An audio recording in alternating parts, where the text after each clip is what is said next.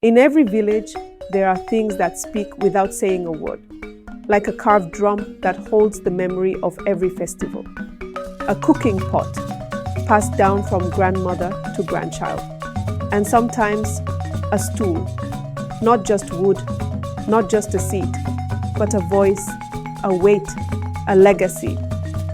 But what happens when the stool is empty and no one knows who should sit on it? Also, some things are not taught in classrooms. Some lessons are hidden in laughter, in silence, and in stories. My grandmother used to say, a child who listens to stories will grow old with wisdom. But in Ilupeju village, there was a story hidden inside a stool. In the quiet village of Ilupeju, there was a stool. Not just any stool. It was carved from Iroko wood, smooth and strong.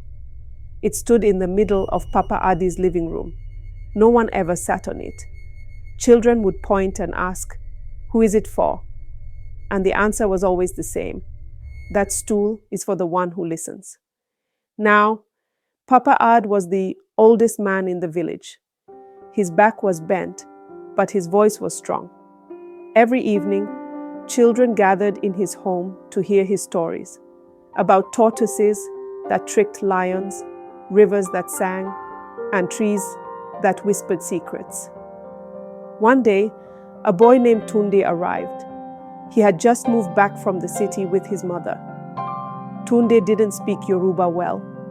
He didn't understand the stories. He didn't even sit with the other kids. He just leaned on the wall and scrolled through his phone. That night, after the children left, Papa Ade saw Tunde standing by the door. "Why didn't you sit?" the old man asked. Tunde shrugged. "I don't get it.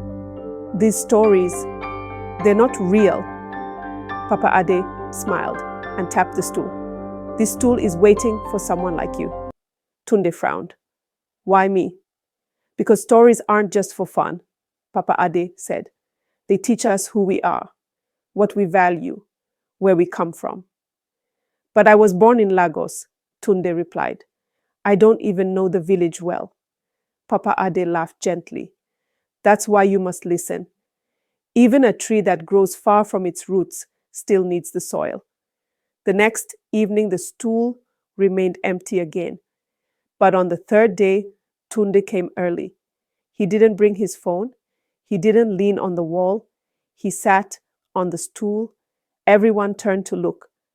Papa Ade smiled, and he told a story about a young eagle raised by chickens, until one day the wind called its name. From that day, Tunde kept coming. He asked questions. He even started retelling the stories in English for others like him. The stool was never empty again. It became a symbol, a reminder that listening isn't about sitting quietly. It's about opening your heart. Because when you really listen, you don't just hear the past, you carry it forward. And as Papa Ade always ended his stories, 1 + 1 is not always 2. It depends on what you're adding. And that is a story. A tale not just to be heard, but to be held. A reminder of who we are and where we come from. And remember, the one who listens today becomes the storyteller tomorrow. Thank you for listening.